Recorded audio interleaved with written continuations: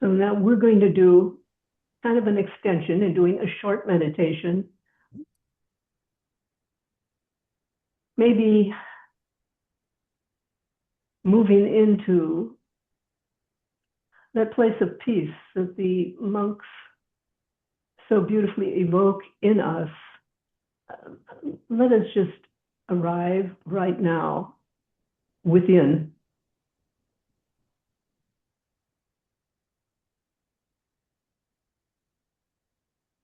Our attention has been on the monks and their story.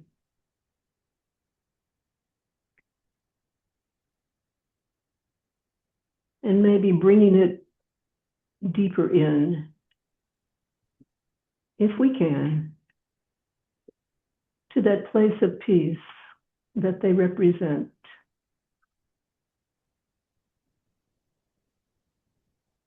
I invite you to take a couple of deep breaths, slow, no hurry, just allowing yourself to take a long, deep, natural in-breath. And then another.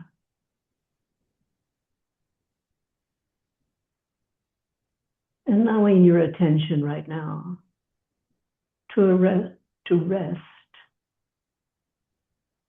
just in your own natural pace of breathing.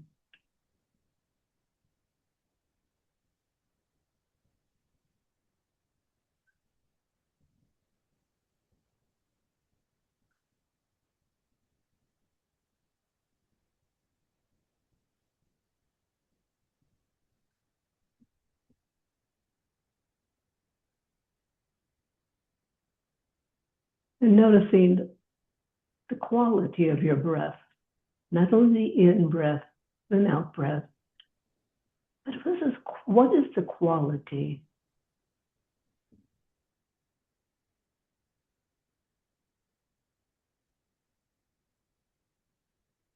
No judgment. If it feels a little ragged, just resting.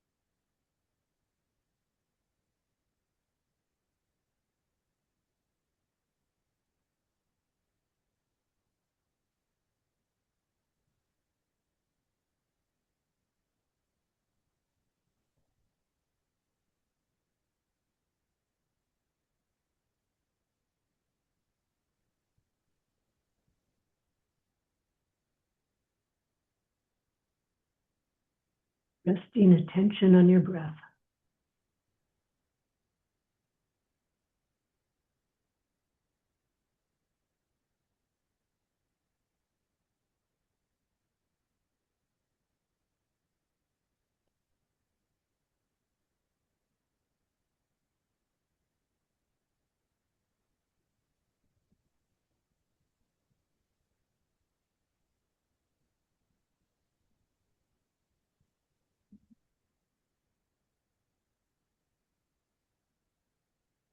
And now I invite you to let your breath be a portal.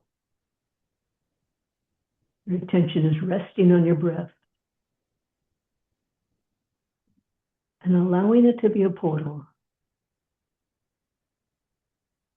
by gently taking a backward step, allowing your attention now to move away from the breath.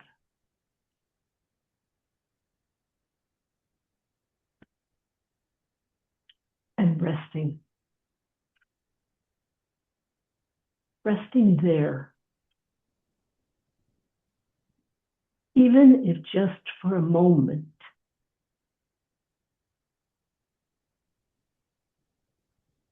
Resting in this place that has no place, that has no content.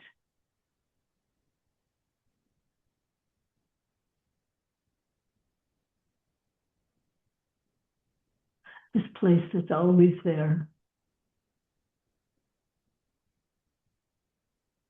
whether your attention is on it, or whether you are actively doing something, walking, or whatever. Right now, just resting.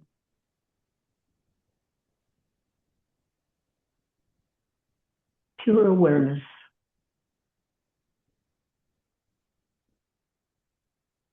True nature.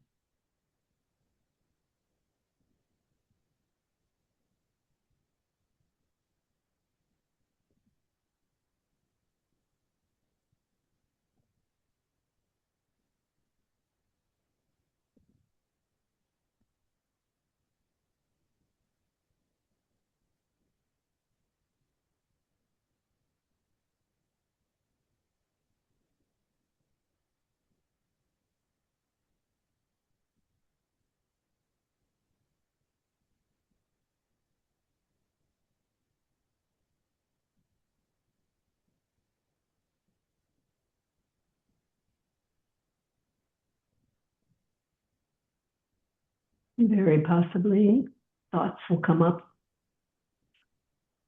That's what thoughts do. Not a problem. Just allowing them to pass. Don't get caught in. Don't hook into it. And instead, just resting in awareness.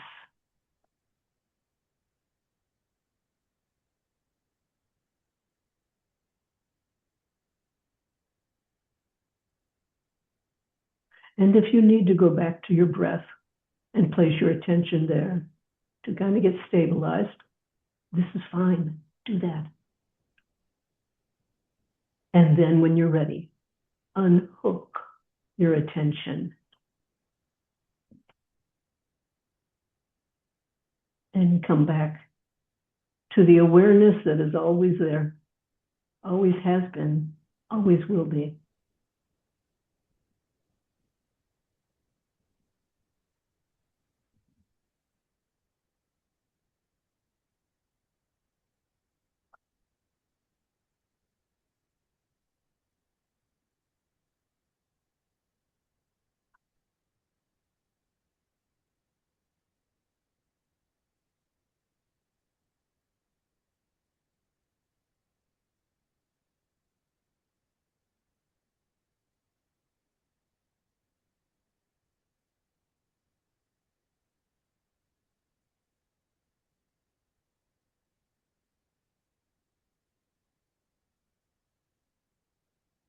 This is the place of peace that the monks are inviting us to find.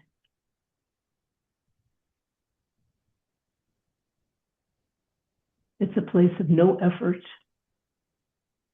no controlling, just resting.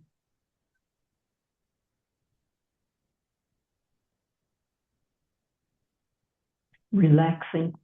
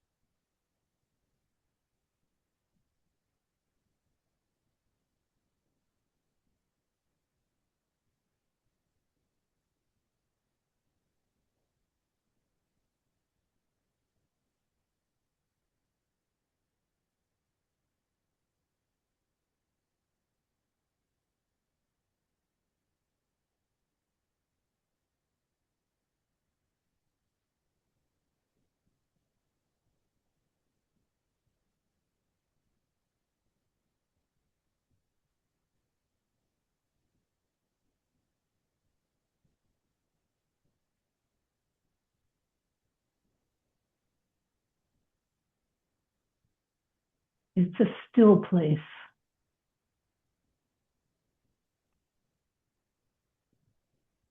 A stillness that is always present, no matter what else is going on.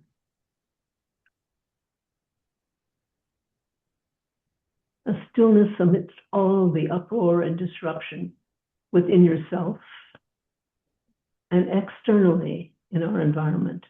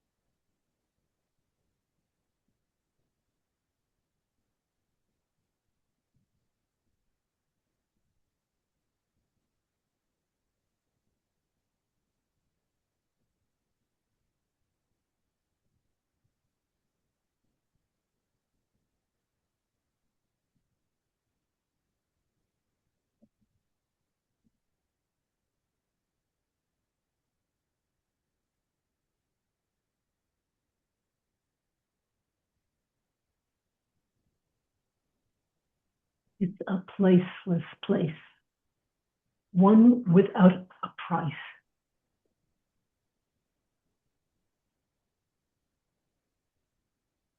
Precious and always with us.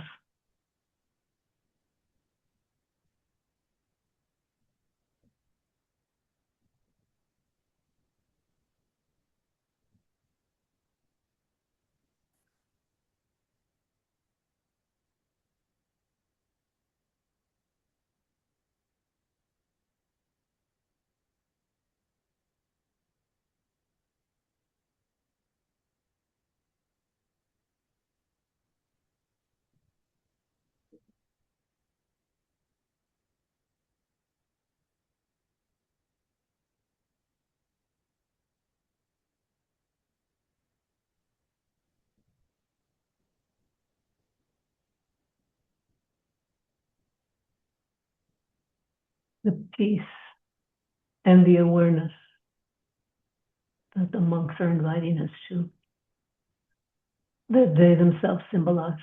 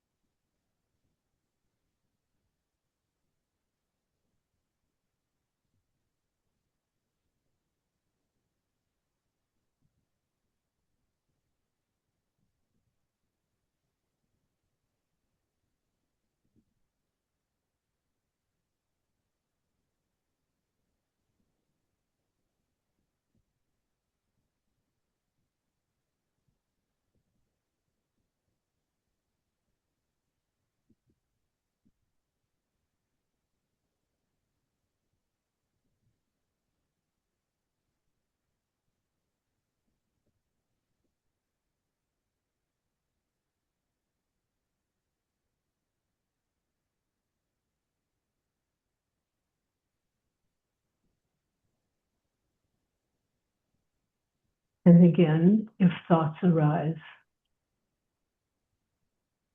simply noticing and stepping back.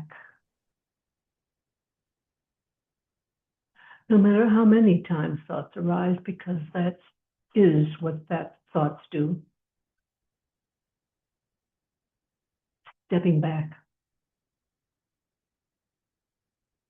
There's no keeping score here. Just doing it time and again, moving back and resting in awareness.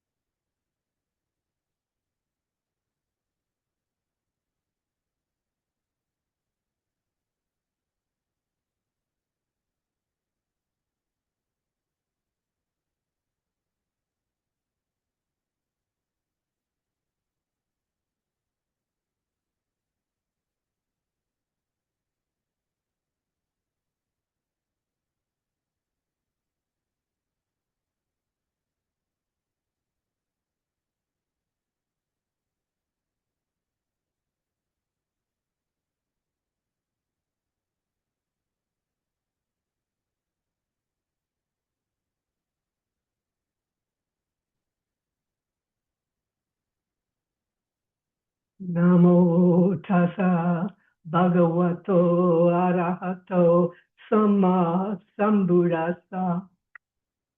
Namo tassa bhagavato arahato samma sambuddhassa.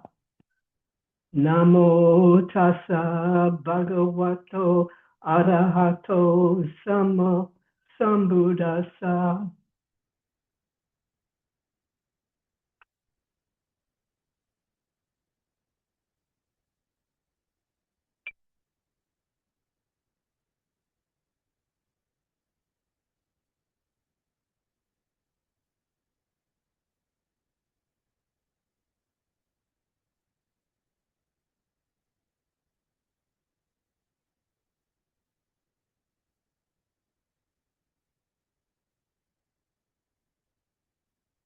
Thank you, everybody.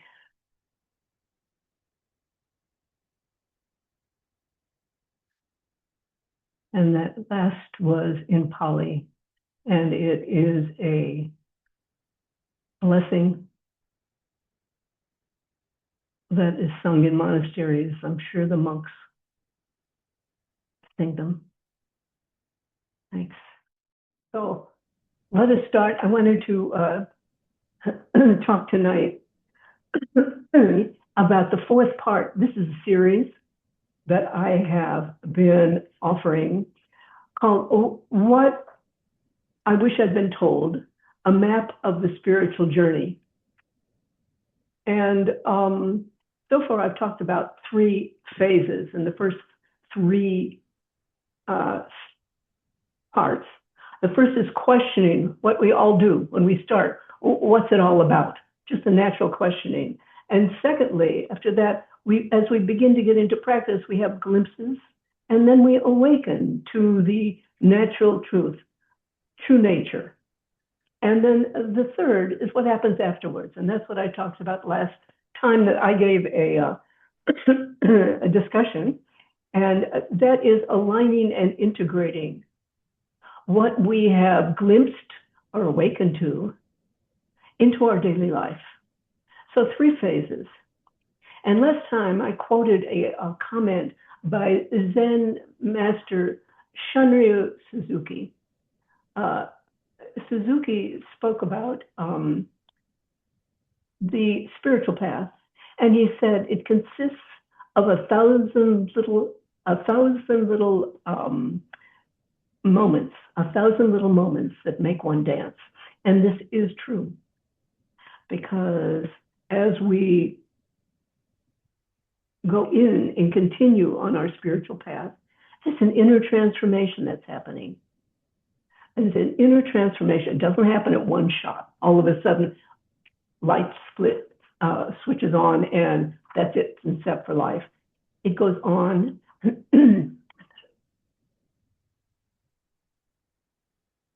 It goes on and on. And so we celebrate. It's a path of celebration, as Shunriyu Suzuki said, and I kind of explored this last time. And tonight, what I would like to do is to say, it's not all dancing. This path is not all dancing. I'd like to offer, I'm trying to offer, kind of a mature understanding of what the spiritual journey is, both as I experienced it and as I've learned in my interactions with other people. So tonight's the fourth part of this series, and it is the celebration, is the challenges after celebration, the challenges not after, the challenges after awakening. We still celebrate in the midst of it, but the challenges after awakening. So I talked about awakening as a new beginning, and I think we begin seeing new things. We've understood something important, and we begin integrating it. But to do that, we need to acclimate. We need to acclimate to our new understanding. Because right after, what's happened is before awakening, we see our life is bound by our conventional understanding, what we know, our past, present, and future, ourself, and so forth. We all know that. But in awakening, you recognize, oh, there's a wholeness. There's another dimension. And I've previously talked about that as the horizontal dimension. That is when we live according to our conventional reality, and the vertical, when we intuit that there's another reality. This shift, that both into the understanding that there is another reality that's also part of our lives, and we do participate in it, then there's a big space of acclimation that needs to happen, because our bodies and our minds are not aware of that. We've been conditioned in other ways. So it's easy to think that once there is awakening, that, oh, it's all bliss. Like, everybody kind of dances off and more dancing. Well, that doesn't happen like that. There's a real variation, let's put it, a range of responses that may occur after awakening, and all of them sooner or later involve challenges. For many people, and I think most people, this is a fairly gentle process. People who are involved in spiritual practices, us, are getting into it gradually. Gradually you move into deeper awareness, wider experiences. It begins to settle in, often very softly, like mist, just softly. And you begin to have glimpses. You begin to awaken to a new reality. And so when eventually it can be just very graceful, easeful. I have a friend who has been for years involved in Zen practice. And in her 50s, she had an awakening that was a real marker, spiritual marker in her life. And she said she was joyful for days afterwards. And I think, again, it's because she was so deeply already involved in the truths that awakening involves. And I think this is what the Buddha had in mind, by the way, when he talked about and taught the progressive, a gradual path. This, I think, was what he perhaps had in mind. But there's another kind of awakening, and that's an awakening that is spontaneous, that happens suddenly, and that the individual who has had the awakening is kind of plunged into a whole new reality very, very quickly. And it can be shocking, not prepared, and have no warning. And I think most of us have heard something about Eckhart Tolle. Eckhart Tolle said, for the first 29 years of his life, he was intensely anxious as a person. And then he had an awakening, a massive opening in awareness and understanding. And he spent the next 2 years on a park bench adjusting. It was so traumatic.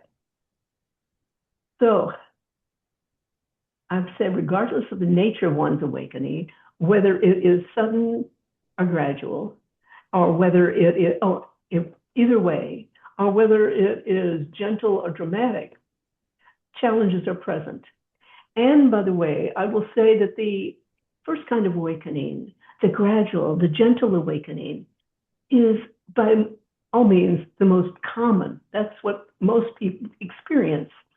The other, the spontaneous awakening, what Eckhart Tolle had, is rare, pretty rare anyway. Not that many people have it.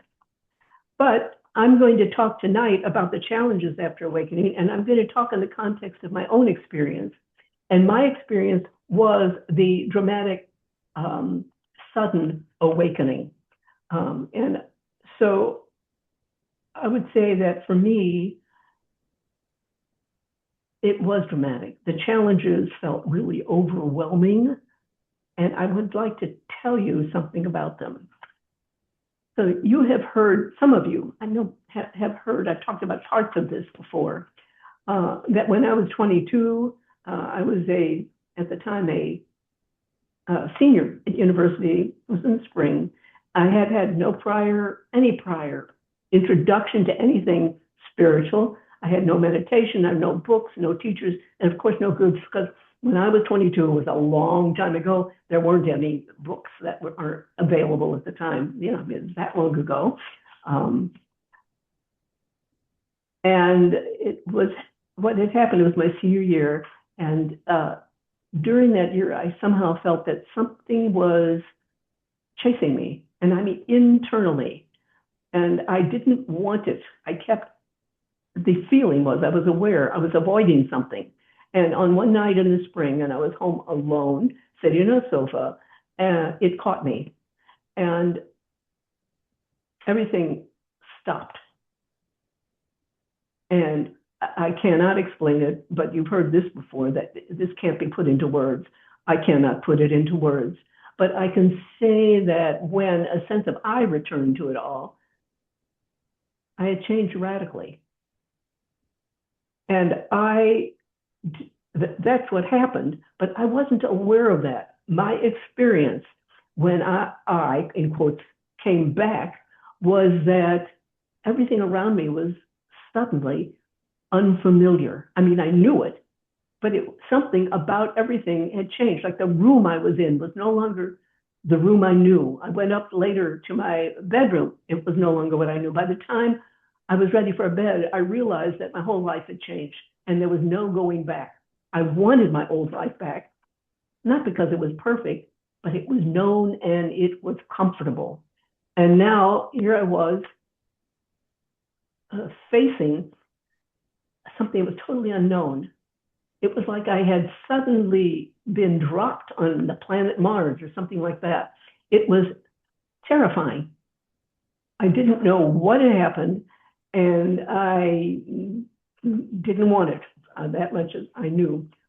It felt like I knew intuitively that my whole life had shifted, and I didn't know why I knew, but I didn't question. I just knew it. It was like an earthquake had happened in my life. So my initial response right then, that first evening, was a response of terrific loss, my whole life, terrific fear, because I didn't know what it meant or where I was going, and grief. That's the loss of my life. Loss, fear, and grief. And I would like to say just right now at the outset, loss, fear, and grief, yes, and it was enormous, and yet everything in my life was still in place of what had been there. And I did not feel a need to pick up and go to a monastery or a cave or anything else. I stayed right there. I was living in my parents' home at the time. I stayed there.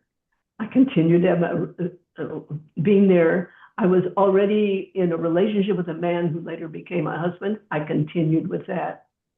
And I was in my senior year at university.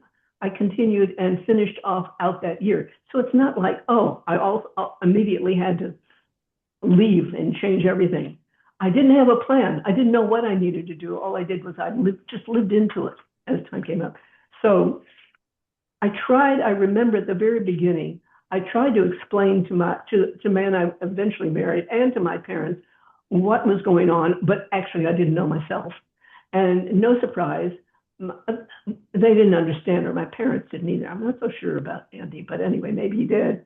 I don't think he did. But anyway, my parents didn't understand. And I had the feel it's like I was talking two different languages. We were talking two different languages. I didn't blame them for not understanding. As I said, I didn't really understand myself.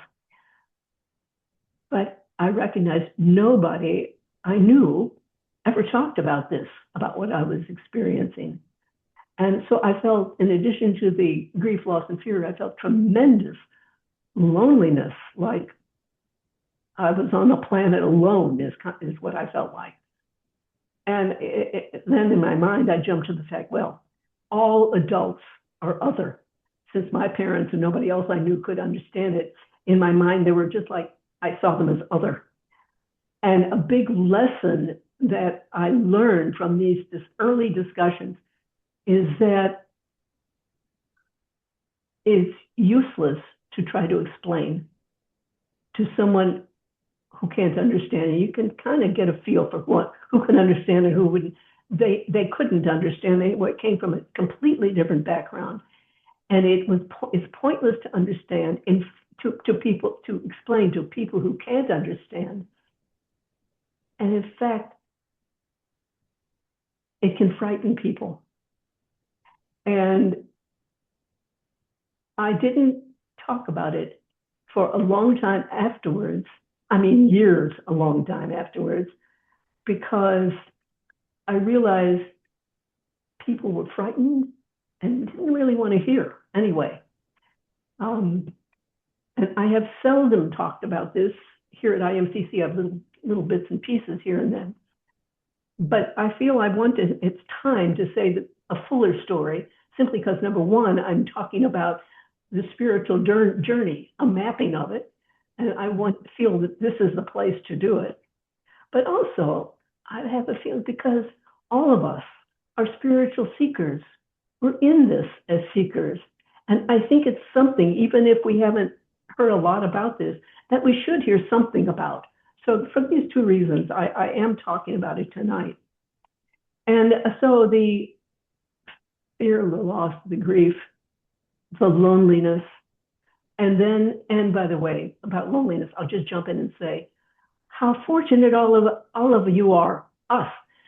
We have people we can talk to about anything that we're experiencing in our spiritual path. What a blessing. Well, I won't complain, but I didn't have that. Challenges. Another challenge, new insights. Immediately, I found that a flood of new insights. It was a fire hose of insights were descending on me. Everywhere I looked there was change. It was brand new. And to say the least, I was overwhelmed. I didn't know how I could cope with all of it. It was my body, my mind, my conditioned patterns were totally out of sync with what I had seen. So the challenge was how to get in sync. And I had no perspective on it all. I was just kind of groping my way through it. I had new understandings and just about the world were emerging daily, and insights also about myself. I'll say there was a new depth of sensitivity began, and love in a way that I hadn't felt it before, and it began just kind of seeping into me. I wasn't doing it. I didn't do any of this. I felt utterly kind of passive.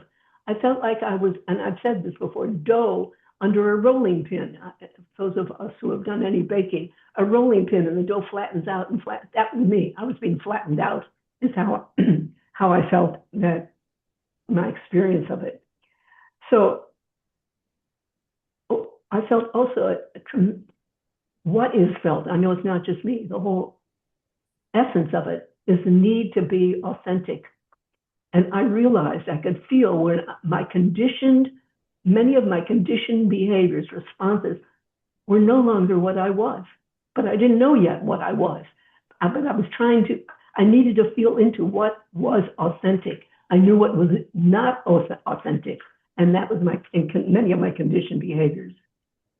And because I was noticing these things about myself, I also began seeing it in others.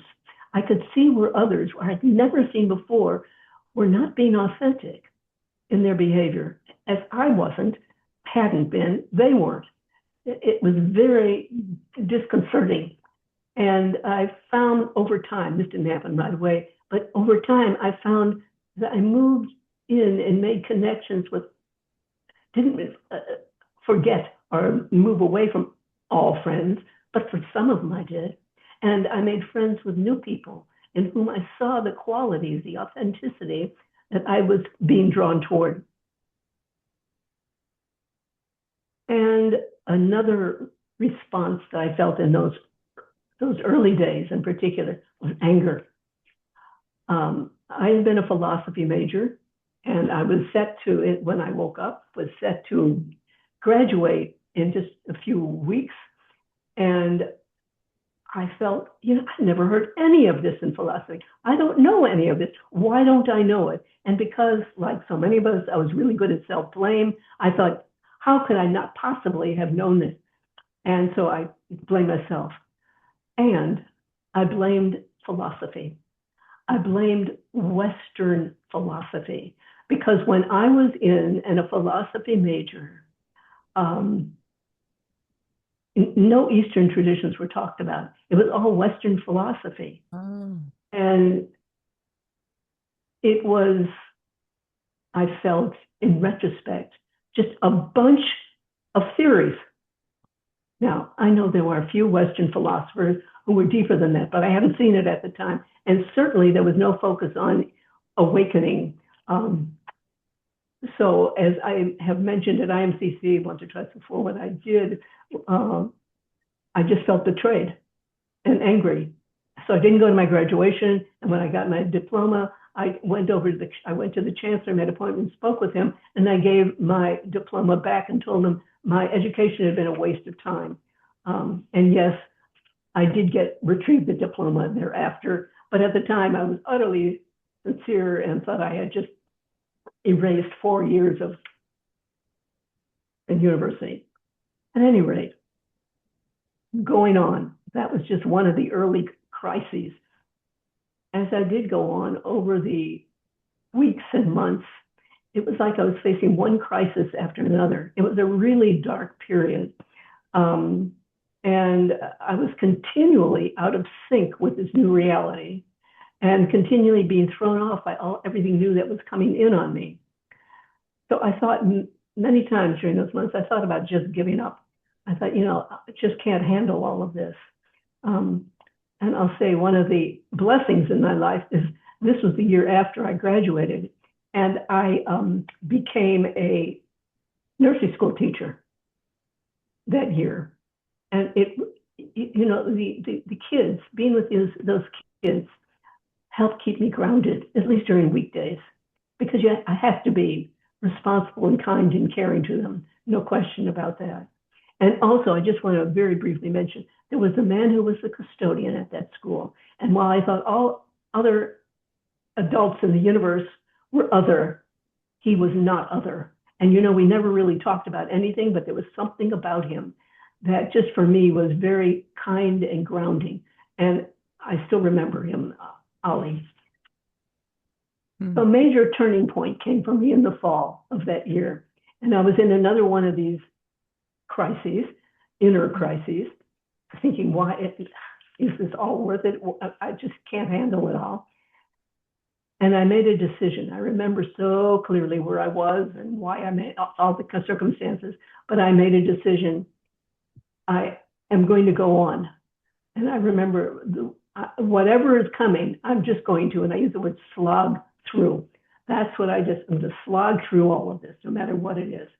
And that's what I did. And I'm not saying that it was easy afterwards, but I just did. And by this next summer, I pretty well stabilized.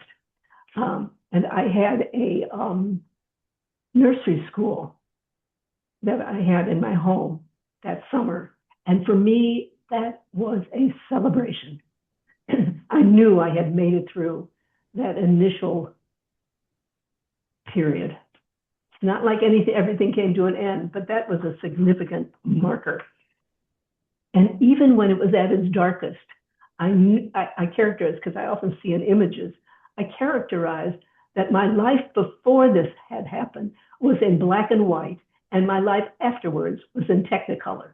Now, maybe I wanted to get out of the whole thing, but it was a Technicolor thing that I wanted to get out of. So anyway, these were my challenges with awakening. And as I said, I think it is different, anybody like us here who are in spiritual practice, because you're living into it already. Even if you don't think you've awakened or call it awakening, your awareness is opening. And I'll say my challenges, I think, and challenges of somebody who's in it are probably the same, but mine were intense. And I think the other is over time. When you get into it, you begin to acclimate and adjust and grow, even if you don't think of it as spiritual. This is what it's the same, I think the same process. I think the time frame is just different, and that makes a huge difference. So I didn't know what was happening. And so you can see why I called this series, What I Wish I Had Been Told. I didn't know. I wish I had been told. You all do know of things, and what a wonder that is. So I've asked Brianna if she would put into chat a commentary that I want to bring to your attention. And this is a commentary by, thank you, Brianna. It's an 18-minute commentary by Alan Watts. It's about the challenges on the spiritual journey. He's referring not just to awakening, but the spiritual journey and to the many people who are awakening gradually in it. And the direction is to type in, go to YouTube and type in Alan Watts Quit Slowly. And the reason why, you can't get a link, it doesn't work from the browser, but the clip is accessible if you go straight to YouTube and you type in Alan Watts, his name, and then you type in the words "quit slowly," because it's a longer, it's a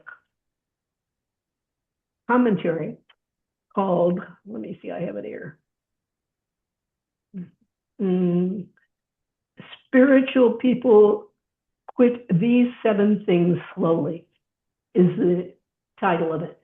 But if you just go in, Alan Watts Quit Slowly, you'll get there, 18 minutes. And I bring this to your attention because I think for many of you, this may be really important, what he has to say. By the way, he's an enormously wonderful speaker. He was in the early Zen movement, prominent teacher, very, very expresses incredibly well. I think it'll be important for many, I hope, many of you, because it will normalize things that you have been experiencing as you grow in the spiritual path. These are the changes, the challenges. They're just a normal part of it. And he talks about it beautifully. So, the last thing I'll say is, by the way, in this clip of Alan Watts, he makes a statement that there's no such thing as a sudden awakening. He's wrong. I'll just say that much. But otherwise, I think he's really right. So I hope that you will enjoy it and get something from it. And I thank you for listening. Thanks very much.